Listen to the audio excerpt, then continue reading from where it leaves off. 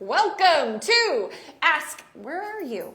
I'm on Graham too. I'm on Graham. You don't need to be on You Graham. don't have Graham going. I'm on Graham. Oh my goodness. Hello, welcome to Ask a Puppy Trainer Show. I'm Bethany. This is Sparky. It is episode 206. And this is Liberty. She's very happy to be here. And she's very licky. She's very licky. She's very excited. Licky. She's strong too. Look, she does not even want to be down. She just wants to be like propelling herself somewhere. Otherwise, I would put her down on all fours thinking she's more comfortable, but no. All right, guys, we're going to go ahead and jump into questions. I like this question from Wyatt Oak and Tori. Wyatt Oak. Oh, that is an interesting name. I like it. Three Hearts Ministry says, hello. Hello back. I understand the concept of places in training, but when is places used after training? So place is teaching a dog to go to a designated area on command and stay there until released. That's dog training mumbo jumbo. Calm on command. Calm on command.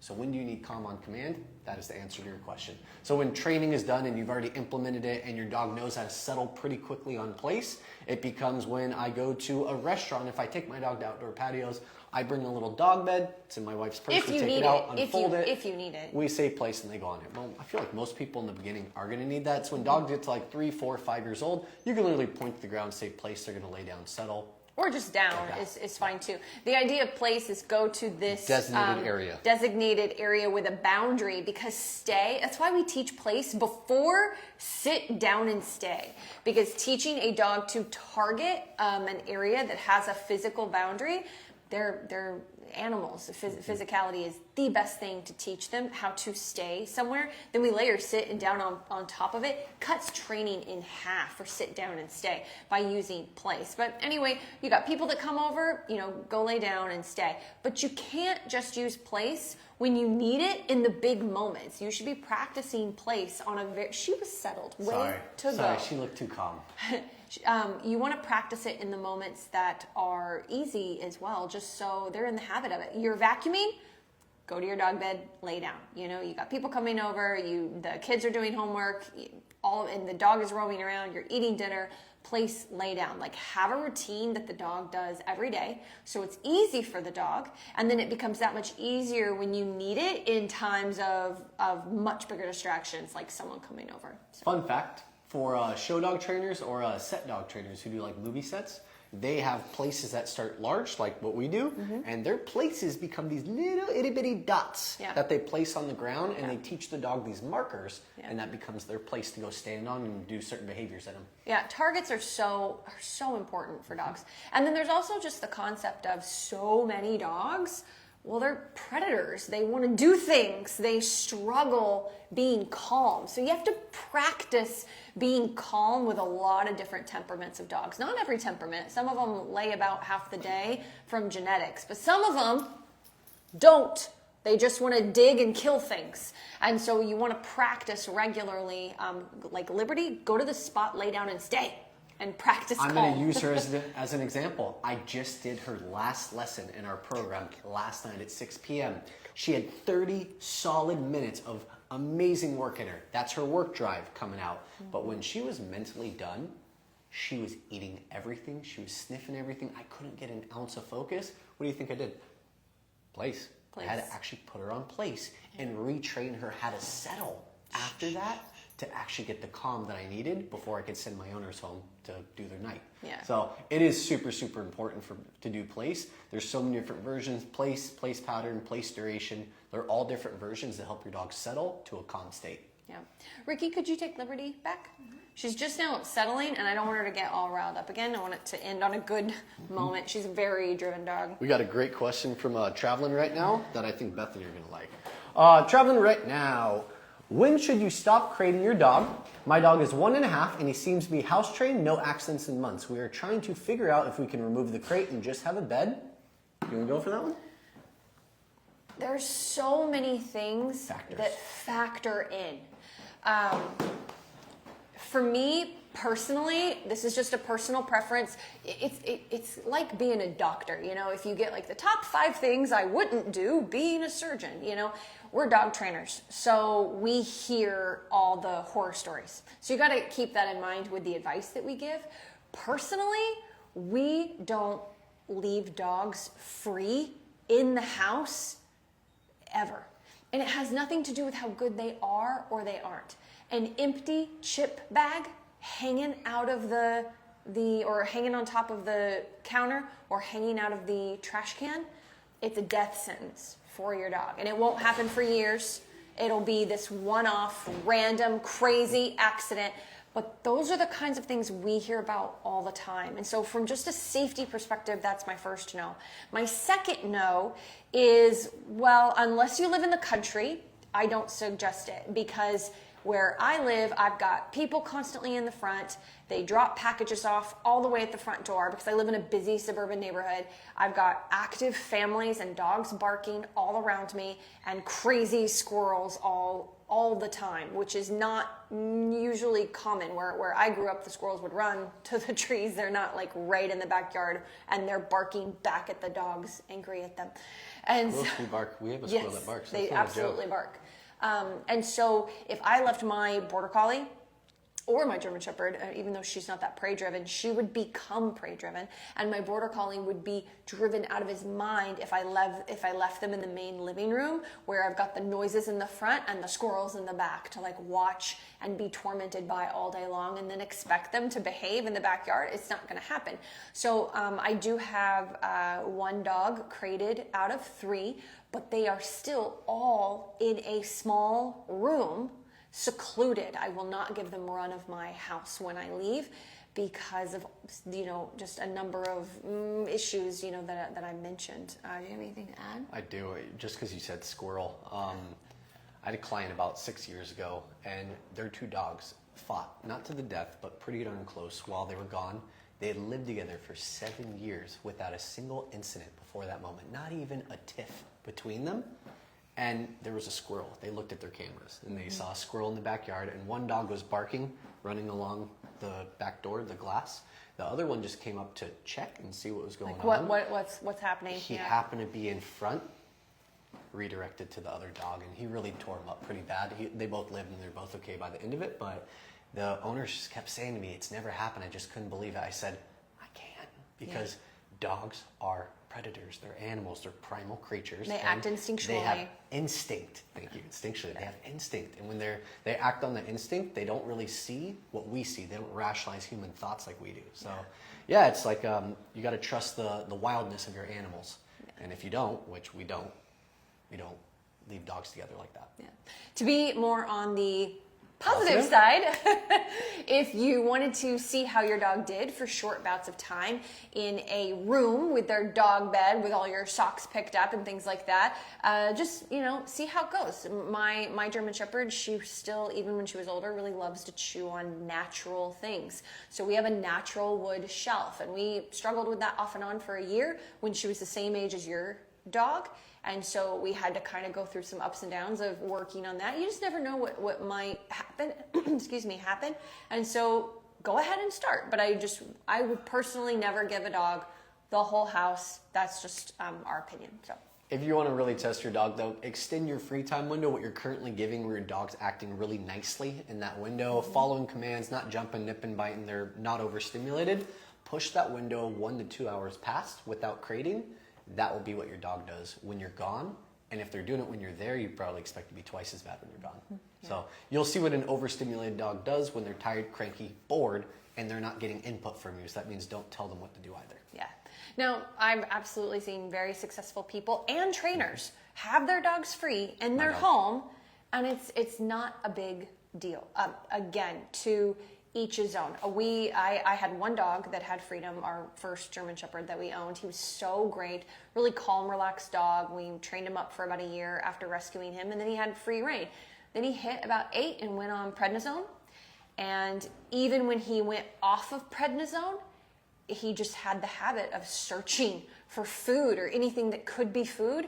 Totally changed his demeanor after that. So I had to re-crate train him and then train him to be in the bedroom again. I had that with Cheyenne when she turned 8 years old and we moved to our apartment. Couldn't leave her home alone anymore. Started howling, was very anxious, nervous. And never done that before. Yeah, had never, Yeah. ever howled before that. So Yeah. new environments, changes of routine, they all definitely Yeah. play a role in how your dog's going to act and how it's going to affect them. You leaving is a change in routine. Yep. With them being out of crate.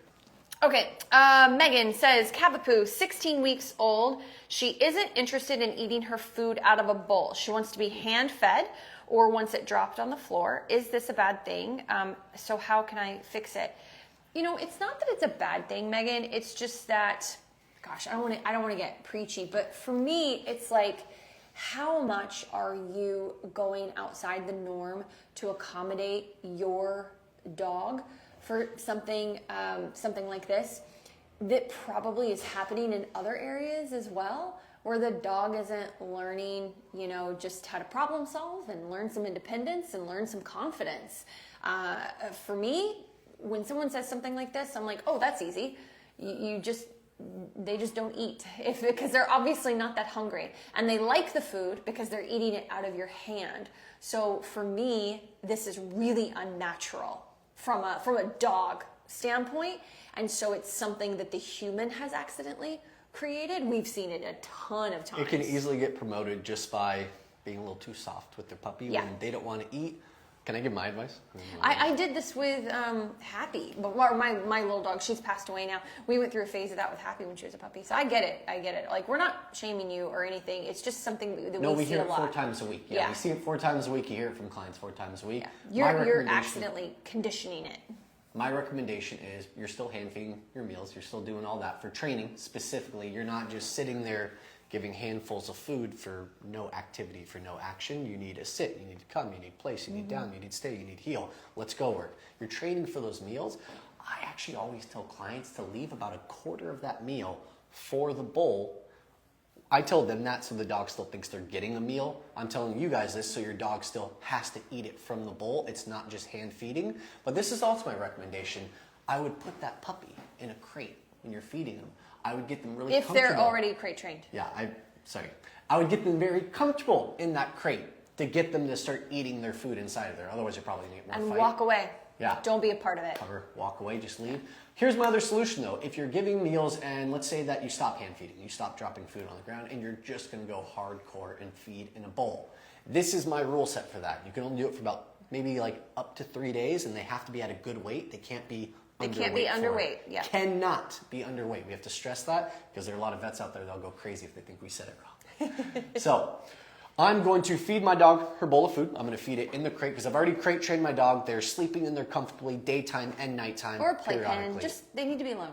They need by themselves. Yeah. Put the bowl in the crate. I give up to 5 minutes for them to eat that bowl. I think Bethany might even give it a second time after this. I won't. I'm not. After 5 minutes, I'm taking that bowl out of the crate. I'm not throwing it away. Kibble's expensive. I'm going to put some saran wraps on it, some clear like plastic wrap. I'm going to put that in the fridge.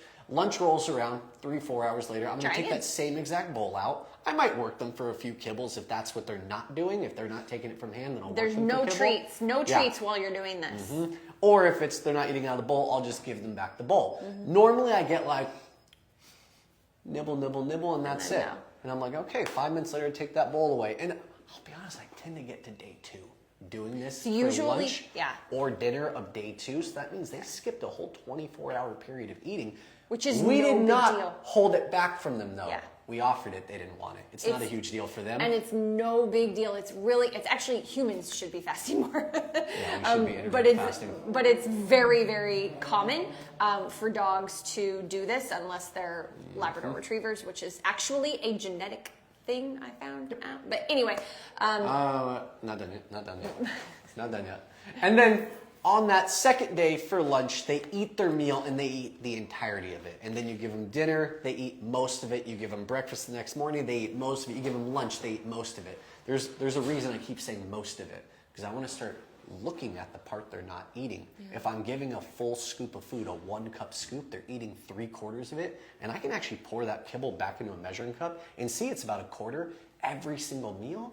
Cut that quarter out. They don't need it. They might be self-regulating. And in a month, when they're eating their food and they stop and they're like, add it back in if you think they're ready for it, for their growth. It's not about how much you want them to eat or think they should eat. Look at your bag. It's not about the bag.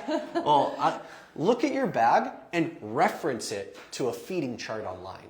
Because not every company does it right, but most companies are going to give you the full amount for a growing puppy, for a maintenance diet of a adolescent dog, or even a mature diet for an older dog. It's very often based off of intact, active dogs, so that's why a lot of times it's more than the dog actually needs. People have a baseline though. I really want you to have a baseline. Look at the back of your bag, and if your puppy's not finishing their food and they're not motivated to eat, cut down from what the bag says, but you need a baseline. Most people are underfeeding their puppies in the beginning and then overfeeding. When they're older ages. So it's crazy. Follow the bag to a degree and then use your best judgment off of that. One more thing, if you are using a metal bowl, it is possible that her tags are hitting the metal bowl, or even her teeth hit the metal bowl, and she eats a few pieces and then she's like, eh.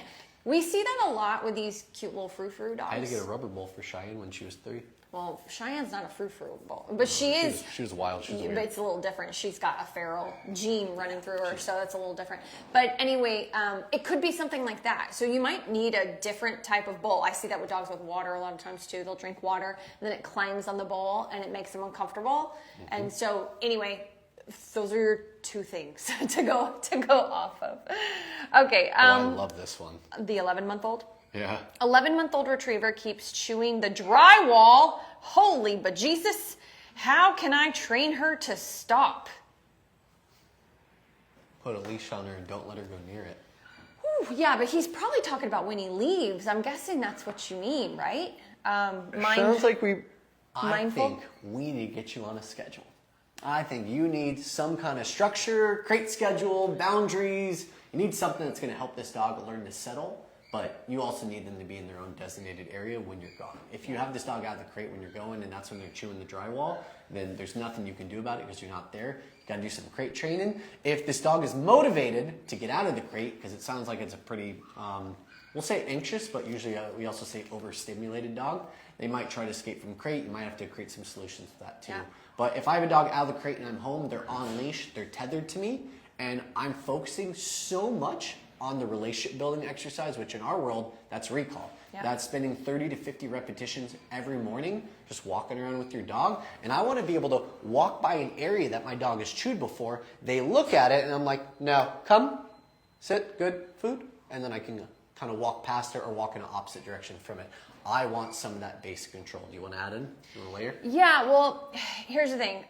If you, mindful Mizelle, if you watch Instagram and you watch trainers on Instagram, they're all going to tell you that this issue is because your dog is not fulfilled as a species and genetically. There's probably a grain of truth in that. There are dogs that are more orally fixated. And they need to be able to be orally fixated sometimes. But here's what they don't tell you in the 60-second Instagram clips of go hiking with your dog and play fetch and give them a Kong. What they don't dive into, because they want you to buy their online program, is you have to teach a valuable no. That's actually the whole point of having a retriever, having a hunting dog, is for them to be able to go out, retrieve something, bring it back. But if they make a mistake, or if you don't want them to, go and kill a bunny rabbit, which I just saw a retriever do on an Instagram thing, if you don't want them to do that, you need your no. And so if you were to play tug, tug, tug, tug, you need to have a really solid off switch, okay? And so there's that aspect of it too. You probably do need a more structured exercise, which means not running zoomies in the yard and not just running for a ball for fetch, which is just building a ton of drive. You want to really channel that drive into focus, a valuable no at 11 months old. And you probably do need some more fulfillment, but I just want to put that out there because it is such a buzzword right now that every trainer, even trainers I really admire and love, and I'm afraid I've probably done it too, you need more fulfillment and then you won't have this issue. Bull poopity. Okay, I have a 2-year-old. We're trying to be more mindful of how we talk. So. I like that. That's my new word, bull poopity. So anyway, I just want you to keep that in mind as well. But yeah, you got to crate that dog. Traveling right now. I like wellness, personally. Wellness kibble. Traveling said never had to use a slow feeder.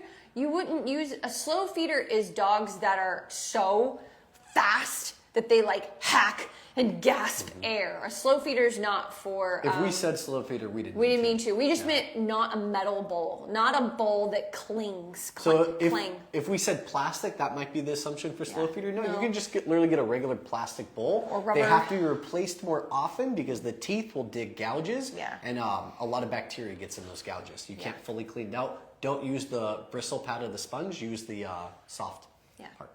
Yep. I'm not a big fan of kibble, just FYI. Traveling right now, not a huge fan of kibble. I did Instinct Raw for 7 years, and then I moved to Just Food for Dogs for 8 years until my dog died. Or 6 years till my dog died. So we're not really big kibble people. Like there's like farmer's dog, and there's like a lot of lightly cooked food. I'm still going to give you a kibble solution because not everyone wants to drop $3 grand every 6 months on dog food. Agreed. So what's the best kibble I personally recommend as a non-registered dog nutritionist? I recommend wellness kibble. I've taken a lot of classes, but I'm not a registered dog nutritionist. Wellness kibble, all life stages, not puppy food. I don't ever do puppy food. I don't ever do mature food. I do all life stages with the kibble. That's going to give me roughly the same thing I want till about 9 years old, and then I switch to a mature food. And just add in like a yummy topper, like a freeze-dried topper or something, to make you, Unless your dog already doesn't want to eat kibble. If your dog's already not trying to eat kibble, the topper might actually make it worse. Oh, that's the lady, That's the same woman we said no treats. No treats, yeah. Wait, get this resolved first and no then add toppers, that. yeah. All right. I would never do toppers, personally, not because this dog might revert. I wouldn't do. Well, if you use toppers regularly, then it would be fine. That's fair. That's fair. That's expensive. Toppers are pricey. Toppers are pricey. A single bag of toppers this big, which will last you about maybe 30 or 40 meals, is about $25 10 years ago. You could also just, give your dog, you make some hamburger, set aside some hamburger. Mm-hmm. If you want healthier options than just kibble. 93.7. You gotta do 93.7, drain the fat. The fat is not good for him from the hamburger. If you're adding it to kibble, which is already nutritioned out for a daily value percentage. Yeah, cool. So she adds ground turkey. Perfect. That's great, yeah, and that's great. Almost no fat in ground turkey. That's great. Yeah, that's great. All right, no cool. Because you gotta look for pancreatitis. By the way, if you're frying your ground turkey and not boiling it, that's a mistake. You should be boiling it, not frying it. Like not putting it on a pan. It actually changes the chemical makeup of food when you fry food on a skillet. You mean even saute? Correct. Yeah. Well, I just wanted to change the chemical the chemical structure of the food, and it isn't as good for them. Just food for thought. We had to do it for the last 2 years of my dog's life. But that's because she was older and the pancreas goes. Well, that was for the fat, but the vet told me that the minute you saute or fry food, it changes the chemical makeup. It fries a lot of the nutrients in the food, which is what makes it taste so good to us. That's why we saute our food and fry it and don't boil our chicken. But I would also say that over kibble. Yeah, you're absolutely right. If you're comparing anything that is still to better kibble. than kibble. You're absolutely right. Anything's better than kibble. Okay. All right. I think we are going to have to wrap up. So. Did we start late though? And it is late. Oh, okay. All right, guys. So thank you very much, and we will see you same time, same place next week. Oh, yes. Bye. Bye.